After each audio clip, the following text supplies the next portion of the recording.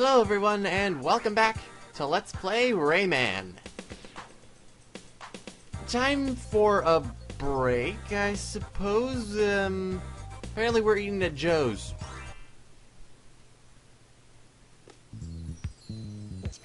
Now, I haven't really made much of an effort to say the difference between what Blue Mountains and the Cave of Scops is, because they kind of look the same. So, the Cave of Scops is known as this troubling underground world in which we have to access through Rayman's friend Joe, the extraterrestrial. Big, huge quotes, because really, whatever. But first of all, we have to plug in his shop sign while avoiding spiders. So he gives us a firefly. And this level, apparently a lot of people say that this is the worst level in the game simply because it throws gimmicks like this at us. So if it's not clear what's going on, the firefly has pretty much just went into Rayman's fist as he punches it. And you can only see about maybe an eighth of the screen at a time. It's really terrible, and what's more terrible is that they actually decided to throw a cage in this section. At least it's one cage, because if it was any more, I'd just say no, that's bad. And every time I play this section, I always get hit by that hunter. I don't know why. There's tings up there, but I'm not really interested in the tings, so I want to keep going. My main motivation is actually to just get out of this section overall, and also get this life that the falling rock fell into. But yes, this is just a really weird and disorienting kind of ability. This is supposed to be the third ability that you get from Rayman's friends, and this is not an ability. This is a limitation, a handicap, if you will. Because you can't see anything until you've pretty much run into it. And in terms of the difficulty of the game at this point, it's not really something that's welcomed very openly.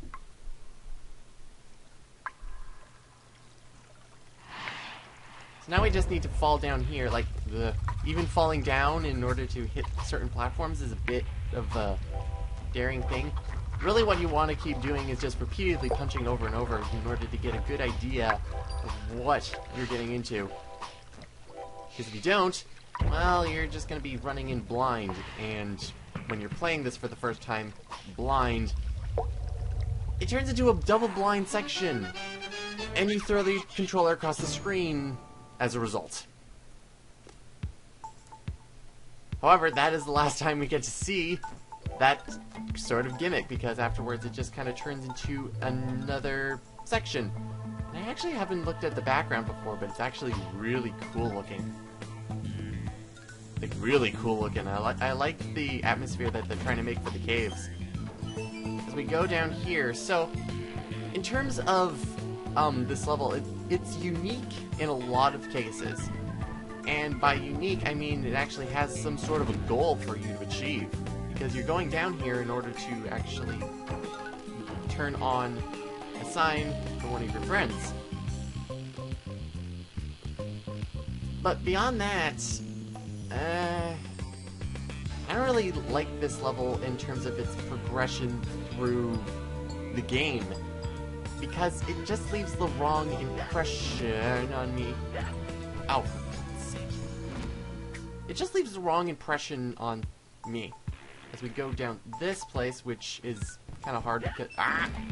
Oh, shoot. Well, luckily for me, we go up here and make some clouds appear. There's life up here, so we can fully heal after and get hurt again. Why is there so many anti-tunes? They give a lot of healing spaces, but a lot of traps in return. So everything's kind of equal in terms of this level. And cage number 2 is just kind of out in the open, which is very nice. However, the next cage is not so much.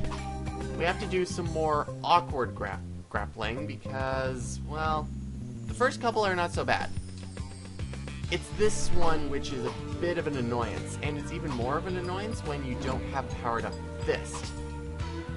In my opinion, it's pretty much impossible in order to get up here without having at least one speed power up, because the distance between the hooks is just really bad.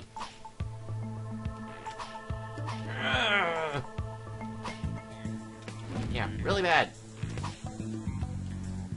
I say this again. There we go. Now I just have to make it up onto that cloud, which is more of a challenge because I can never get the timing correct for getting a maximum jump from the swing. As you can see, there we go. Now we can get up now in order to deal with this.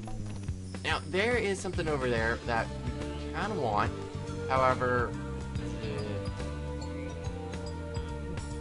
on first glance, what you kind of see in order to do is actually run across each of those platforms. Although you just need to go on one of them and just kind of follow it through, and then you get to the one up on the other side. There's nothing else to it.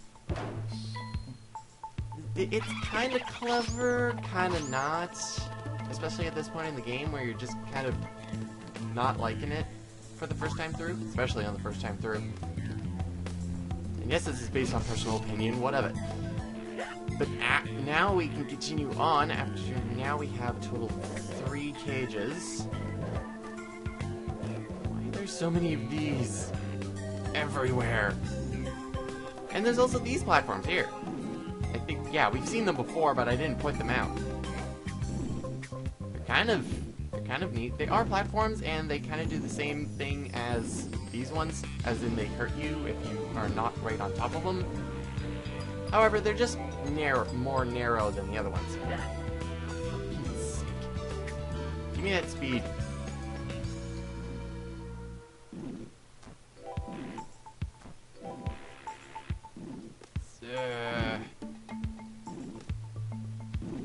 This section also takes a while in order to get through.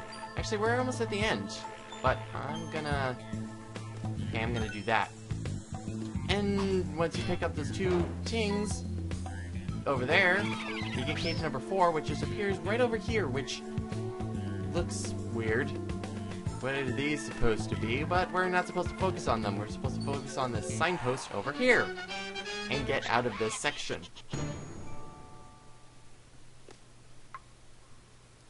So this section is where a realization comes in if you're playing this. First of all, there's tons of traps and tons of stuff everywhere. And second of all, there's a lot of dick moves, like spooking up a spider right there, which you have to run from.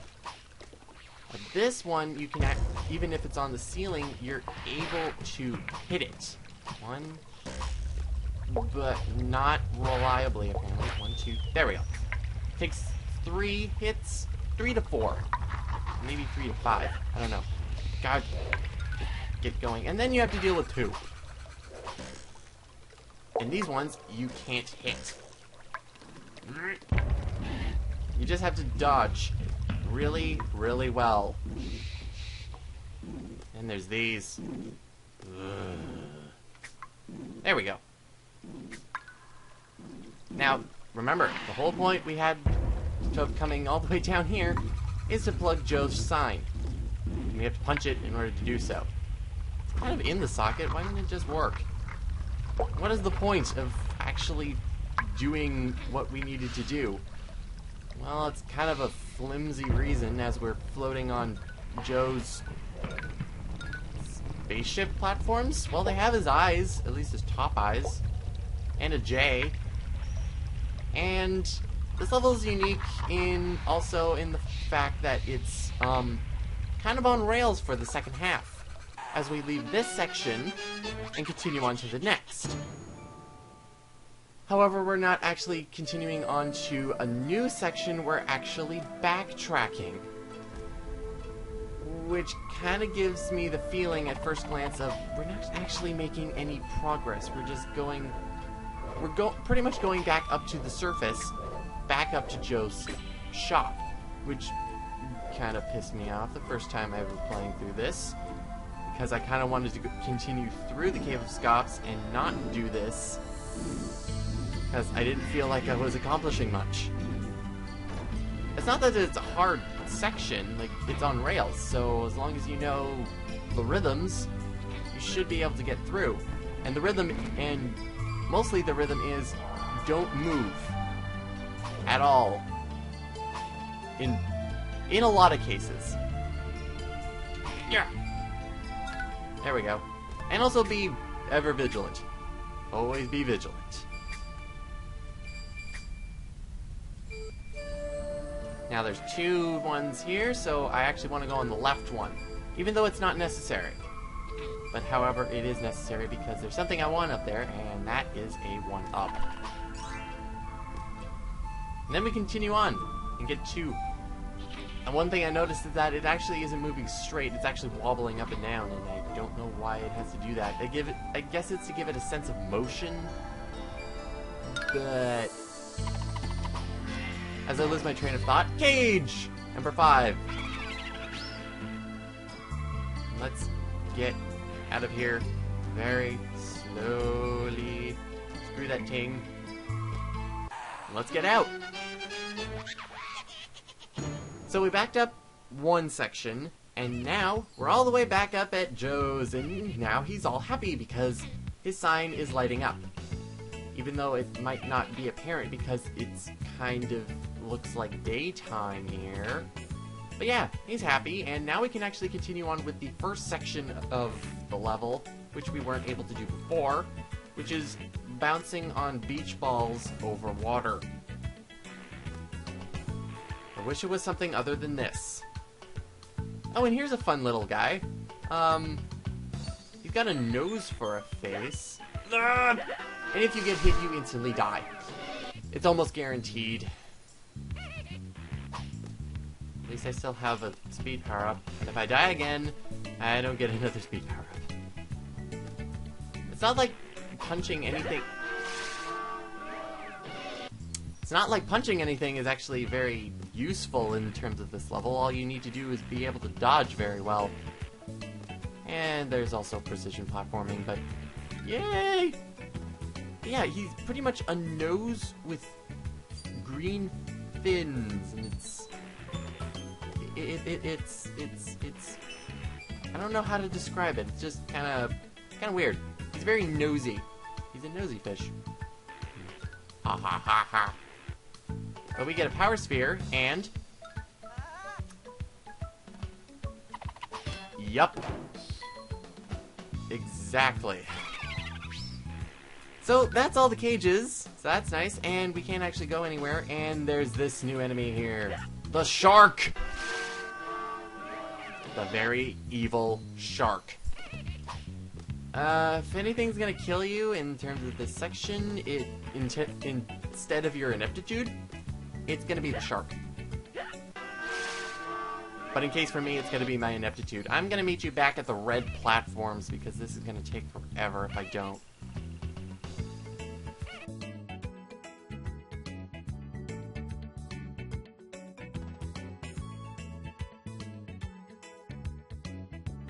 Okay, and now we can continue on. Oh, I have to wait. You actually have to wait. You can't just recklessly go on or the shark is going to get you. So you gotta wait until it's roughly there. It's not actually a... Ah!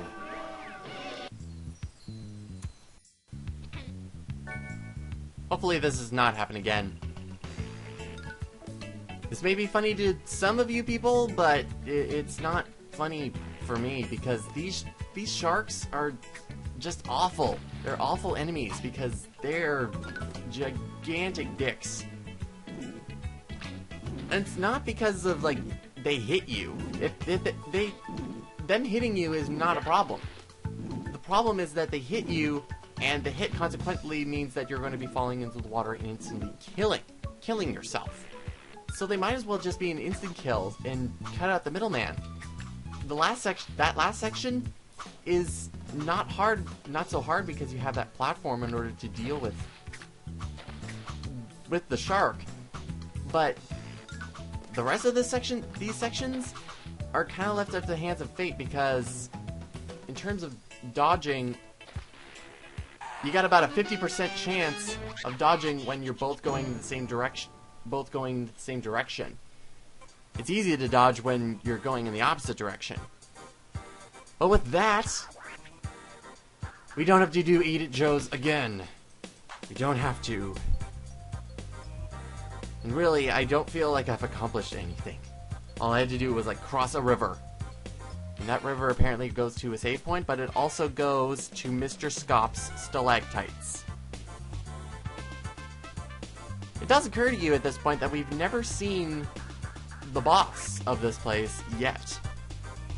It also occurs to me that there are very few female characters in this game. But I'll focus that next time when we go through and actually meet the boss of the Cave of Scops. See you next time, everyone. That it? Yeah!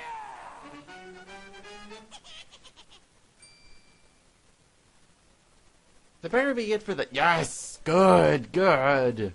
I don't trust that. I don't trust it! Don't trust it! Okay. Oop. I heard that. Yeah! I'm gonna stay up on this guy for a while. Looks nice. It's a bitch! It's a bitch!